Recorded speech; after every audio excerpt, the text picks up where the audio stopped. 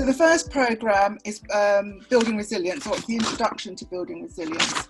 And I start out by talking about how your mind shapes your world, which I think is important, and it helps them to understand that their mind is what makes them believe what they believe. And if they can take control of that, they can shape their thoughts. And so it was about her being able to understand that she had control over that she needed to think supportively about what she felt about herself. So how your mind shapes your world was the first session that we had. The second session I used two stories. The first one was about building neural pathways. And I felt that was important because it was about her understanding why she felt nervous doing new things, going to new places.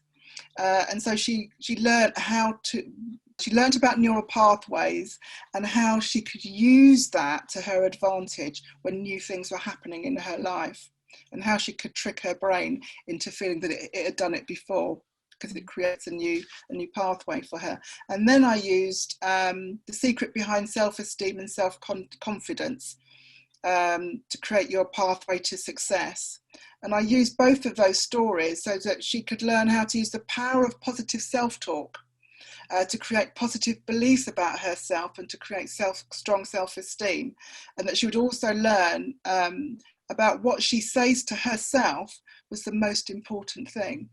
Because she was so anxious, and because she had felt so low, her self-esteem was rock bottom.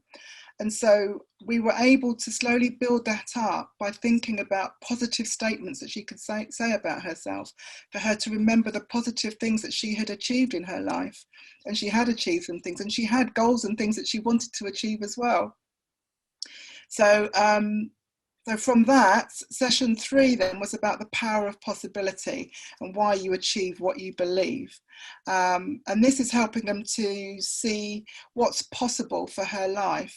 Yeah, I believe, and I think it's part of the program, is that, it doesn't matter what we as adults say to children, they have to believe it for themselves. And throughout the program, I worked with this young girl for over a year, and it was about enabling her to see how she could apply these skills in her life. I was just reading back before this session and looking at some of the comments that she had made throughout some of the coaching sessions we had. And she would say one of the things that she said she enjoyed was seeing how she could apply or use the skills in her life and see how it applied to her life. So to me, that is one of the most powerful things that I know that this young lady valued, was that she was not just listening to a story because she enjoyed stories, but she could see how it could change things for her too. And that to me is the power behind this whole system. It's absolutely wonderful. So she learned that she can achieve whatever it is she believes. And so it was getting her to believe those positive things about herself. Then session 4 was about managing fear and how to create courage and bust outside of your comfort zone. And so this is the Slaying Dragons module. And so we talked about the story, but it was for her to understand what things was she scared of, what was she fearful of, and how she could overcome those things, And we went through the solutions or the strategies in the story, to talk about her fears, to understand what it was she was afraid of, and to think about how she can make those things better. What could she do? So she had a strategy, she had a plan of things that she could actually think about the next time she felt fearful of it, and then to visualize the things that she could do and visualize it going well. So she had something concrete she could go away and do. The 5th session was story, How to Be the Boss of Me. And this is a story about Victor, who thinks that he's always being told off and being told what to do by his mum or his teacher or everybody. but actually realizing that by recognizing the things that they can be responsible for and taking responsibility for those things, they're actually being the boss of themselves. And one of the activities that I do with that is that I get them to create 3 what I call task cards. So to think about 3 things they can take responsibility for, write those on a card, and they can either keep them for themselves or give them to their parents or whoever it is, and say, well, when I've done that, can you give it back to me? Or can we put it in a box? Or we create some place that they can count them up at the end of the week, perhaps, to get a reward for it. It's up to them how they use it, and they can have that conversation with their parents, but it gives them something concrete to work towards. And I know she found that really valuable as well. Then we talked about visualization in its entirety, and how visualization works and how powerful that is, and she talked about, because she wants to be a singer. That's one of her goals for the future. She's got a beautiful singing voice, but visualizing the activities that she wanted to do, visualizing meeting with her friends and how to do that activity, and how powerful that skill is that helps her to move through fear. She had a lot of fear inside her about school and about friendships. And at that time, when I first met her, she was fearful of almost everything. And I think the visualization really helped her to think about how she wanted things to be. So she wasn't so fearful when she attempted that activity, or she went to a new place. So it was really powerful. A lot of the time, this young lady created a vision board, but what she did was on her wall, in her hallway. So she created like the mirror mantra with the positive words. She cut out the words. I sent her some of these. I've got these little shapes, kind of like clouds, word clouds and things. And I sent her the template, and she cut those out and she stuck them on the wall. So their hallway was filled with all of these positive statements, because we talked about affirmations at a later date. And all of these positive statements, she put them on the wall, and her mum would send me pictures of this. So I've got pictures of all the things that she had, and she had a mirror.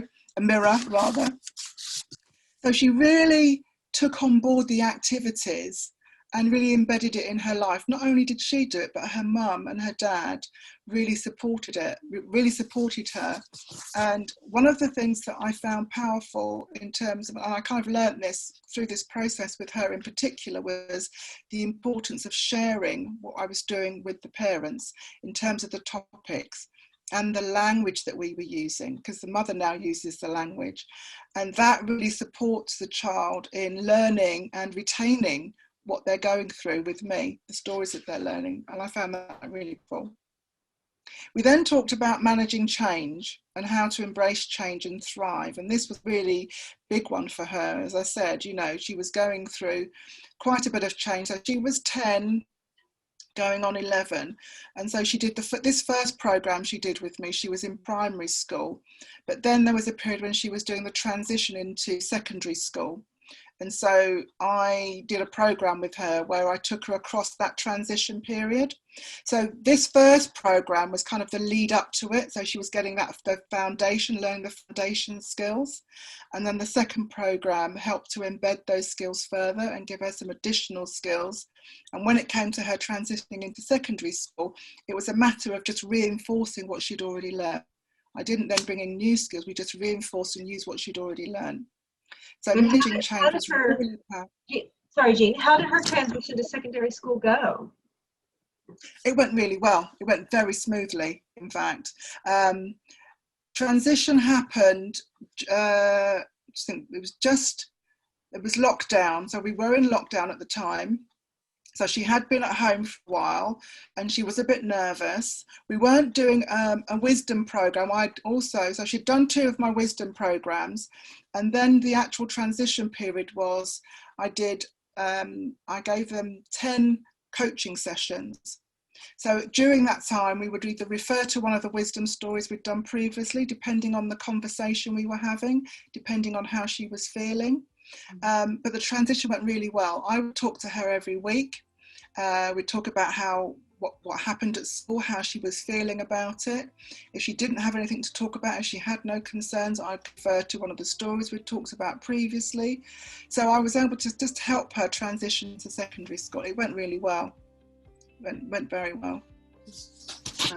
Yeah. And then the final step in this the first program was affirmations. And I said, she used those clouds, the word clouds, to write affirmations, and all over their hallway has all of these positive affirmations that she's learned how to write those, and she's continued to use those all the time.